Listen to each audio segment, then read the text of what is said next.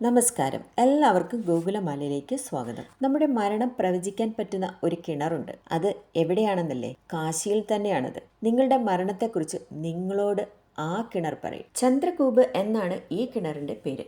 ഹിന്ദു പുരാണം അനുസരിച്ച് ശാപപങ്കിലനായ ചന്ദ്രദേവൻ തൻ്റെ ശാപമോക്ഷത്തിനായി കാശിയിൽ യാഗമനുഷ്ഠിക്കുന്നുണ്ട്. ദക്ഷരാജാവ് നടത്തിയ അതേ യാഗം തന്നെയാണ് ചന്ദ്രദേവനും നടത്തുവാൻ തീരുമാനിച്ചത്. ചന്ദ്രദേവൻ തന്റെ ശാപം നീക്കുവാനായി കാശിയിൽ ഉൾപ്പെടെ നിരവധി പുണ്യസ്ഥലങ്ങളിൽ തപസ് ചെയ്തിരുന്നു. അതിൽ നിന്ന് അദ്ദേഹം ശിവനോട് പാപമോചനവും തേടുകയുണ്ടായി.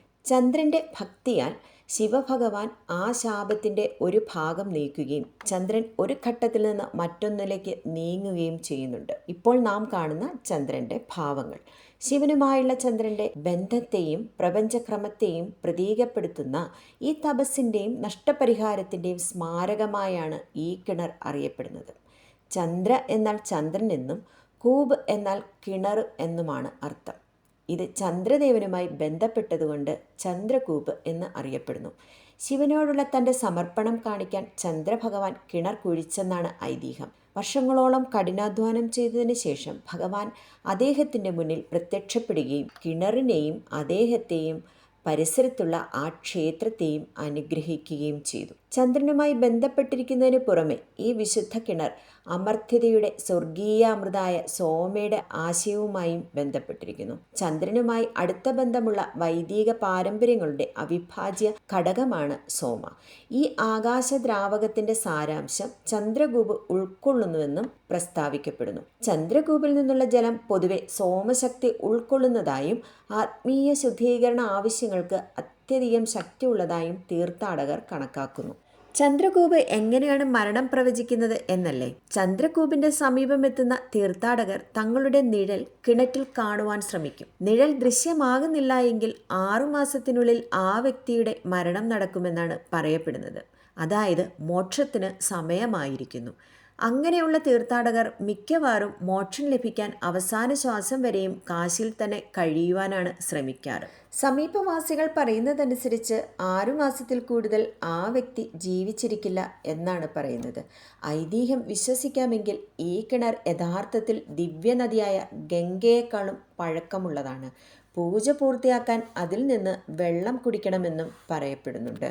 ചന്ദ്രപൂർണിമ, അമാവാസി, പൗർണമി, അമാവാസി ദിവസങ്ങളിലാണ് ഭക്തർ പ്രത്യേകിച്ചും ഈ ക്ഷേത്രത്തിൽ സന്ദർശനം നടത്തുന്നത്.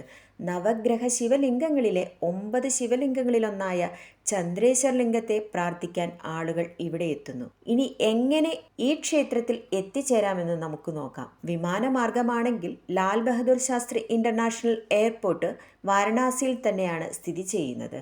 കൂടാതെ പതിവായി ആഭ്യന്തര അന്തർദേശീയ വിമാന സർവീസുകളും ലഭ്യമാകുന്നുണ്ട്.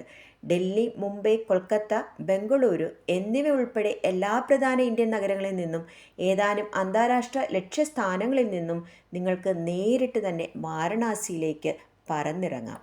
ട്രെയിൻ മാർഗം തിരഞ്ഞെടുക്കുന്നവർ വാരണാസിയാണ് റെയിൽവേ സ്റ്റേഷനായി ചൂസ് ചെയ്യേണ്ടത്. എല്ലാ എക്സ്പ്രസ് സൂപ്പർഫാസ്റ്റ് ട്രെയിനുകൾ ഉൾപ്പെടെയുള്ള നിരവധി ട്രെയിനുകൾ വാരണാസിയിലേക്കും തിരിച്ചും സർവീസ് നടത്തുന്നുണ്ട്.